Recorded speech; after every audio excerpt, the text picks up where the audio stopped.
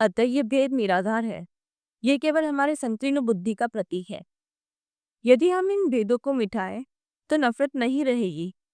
नफरत नहीं तो सामाजिक दरारें भरने लगेंगी और यही देशों के बीच खींची लकीरों को मिटा सकता है। ये पृथ्वी हर जीव की है।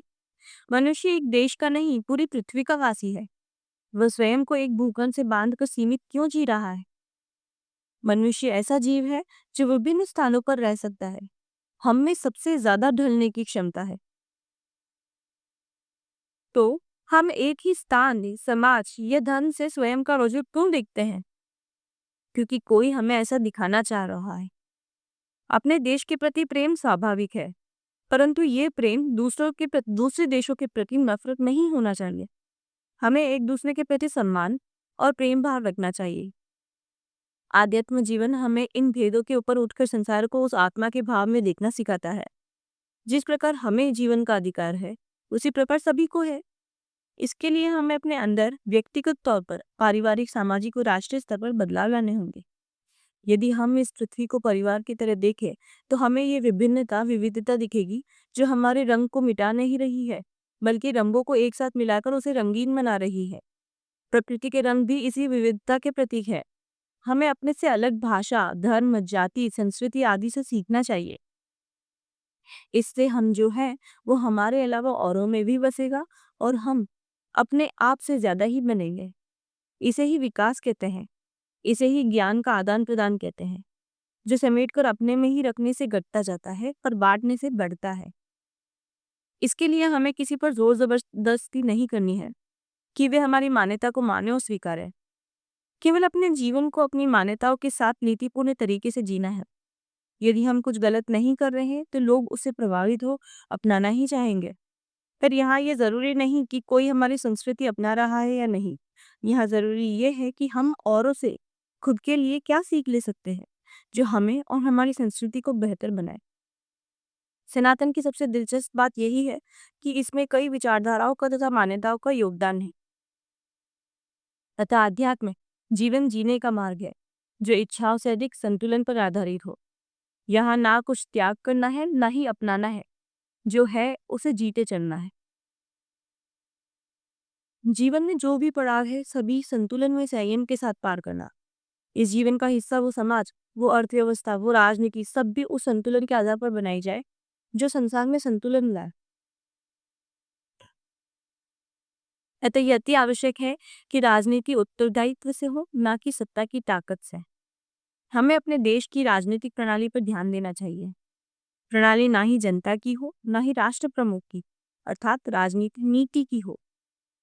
यदि हर व्यक्ति नीति से चले तो समाज में अव्यवस्था नहीं रहेगी। यदि कानून का पालन हो तो सामाजिक व्यवस्था भी ठीक रहेगी। हमें विचार करना चाहिए कि हम कैसी शासन प्रणाली में रहना चाहते हैं। आज लोकतंत्र को सभी सबसे उत्तम प्रणाली मानते हैं, पर यह केवल पूंजीवादियों की व्यवस्था है। हमें शासन प्रणाली कैसी चाहिए, उसके लिए हमें ये जानना चाहिए कि शासन प्रणाली की हमें जरूरत क्यों है। शासन प्रणाली की आवश्यकता इसलिए है क्योंकि इससे हम सभी को एक ही प्रकार की कानून व्यवस्था में लाकर सबको एक समान जीवन जीने का अधिकार दिला सकते हैं। और यदि इस अधिकार का हनन हो तो सभी को समान दृष्टि से न्याय प्राप्त हो।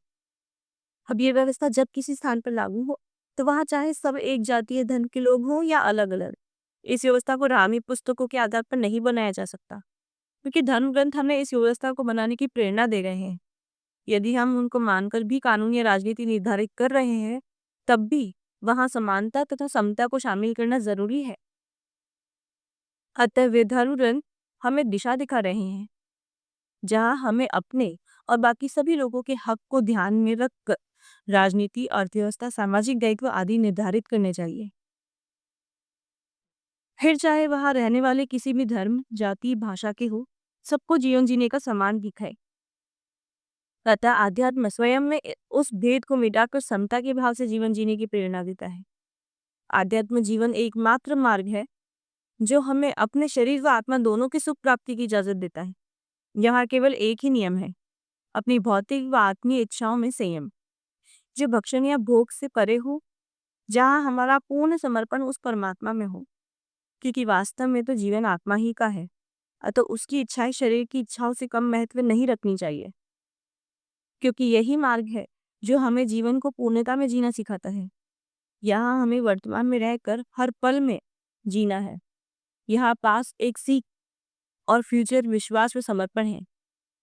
आध्यात्म मार्ग संत, गुरु, ईश्वर नहीं बनाता, बल्कि इन्हें हमारे वजूद में जगाता है। ये हमें उस मार्ग पर ले जाता है जो उस खुदा का है, वो द्वैताद्वैत स्वरूप जो एक ही पल में सर्वत्र है, परंतु कहीं कोई एक रूप नहीं और फिर भी सब में एक ही है। बस यही पर फर्क आता है आत्मीय मार्ग में। आत्मीय मार्ग जो बुद्ध, महावीर, मीरा जैसे संतों ने लिया, यहाँ वे उस अद्वैत स्वरूप का हिस्सा बन अनंत ही में विलीन हो गए और अपने अस्तित्व को मोक्ष दिवाया।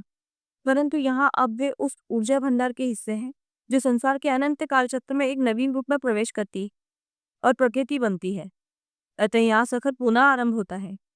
परंतु आध्यात्म उस द्वैताद्वैत रूप में स्थिर कर, इस अनंत सफर से मुक्त कर हमें ऐसी स्थिति में स्थिर कर देती है जहाँ जन्म कर्म नहीं ईश्वरीय मकसद से होता है, जहाँ वजूद वो ही रहता है और चेहरे भी बदल सकता है, साक्षात उस शिव, खुदा, ब्रह्म की तरह।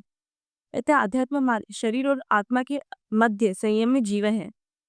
लेकिन हम यदि जीवन को आध्यात्म की दृष्टि से नहीं देखना चाहते, तब भी हमें अपने जीवन से जुड़े हर सामाजिक, राजनीतिक, आर्थिक आदि आयामों के बारे में विचार करना चाहिए। ये एक जागरूक नागरिक का दायित्व है और हमारा मनुष्य धर्म भी हमें यही करने की प्रेरणा देता है कि हम पूरी पृथ्वी को एक मान, एक दूसरे के प्रति प्रेम व सम्मान की भावना रखें। अतः भूमंडलीकरण यानी कि ग्लोबलाइजेशन केवल कैपिटलिज्म का नहीं, बल्कि देशों, समाजों, संस्कृतियों, भाषाओं, धर्मों आदि का हो, जहाँ सबकी एक ही नागरिकता हो, जहाँ लोग एक देश की जमीन के टुकड़े की भक्ति नहीं, बल्कि पूरी पृथ्वी को एक समान आदर दें, उसके प्रति प्रेम भाव रखें, जहाँ लोग नफरत ना पाले, बल्कि सामंजस्य से जीवन जिए, जहाँ शिक्षा मनुष्य के विकास के लिए हो और प्रत्येक व्यक्ति को रोजगार प्राप्त हो। रोजगार ऐसा जो व्यक्ति की क्षमता से दिया जाए, ना कि रटे रटाए पठन से हासिल डिग्री से, ताकि रोजगार और शिक्षा दोनों ही लोगों के लिए सुगम संस्थाएं रहें, ना कि मनुष्यों को कॉर्पोरेट स्लेव्स, लेबर या सर्वेंट्स ही बनाकर रख दे। रोजगार लोगों की क्षमता और उनके चयन से निर्धारित हो, ना कि उन पर समाज की थोपी गई मजबूरी।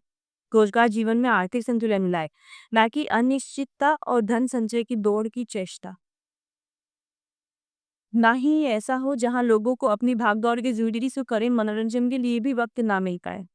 वे अपने परिवार के साथ वक्त गुजारे, वे अपने वक्त में कुछ पल समाज और संसार की वास्तविकता को पहचानने में गुजारे, जहाँ लोगों की एकता बढ़े, जहाँ दान के नाम पर किसी संस्था को पैसे दे देना काफी नहीं हो, बल्कि उन संस्थाओं का हिस्सा बन अपनी शिक्षा, संस्कृति या प्रतिभा का योगदान हो, जिससे समाज के पिछड़े सदस्य भी उन्नति को प्राप्त कर पाए।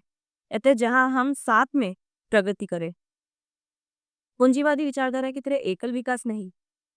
यही राह हमें बुद्ध और महावीर में दिखाई, परंतु इन्हीं के भक्तों व अनुयायियों ने इनके मार्ग को अंधकार की ओर धकेल दिया।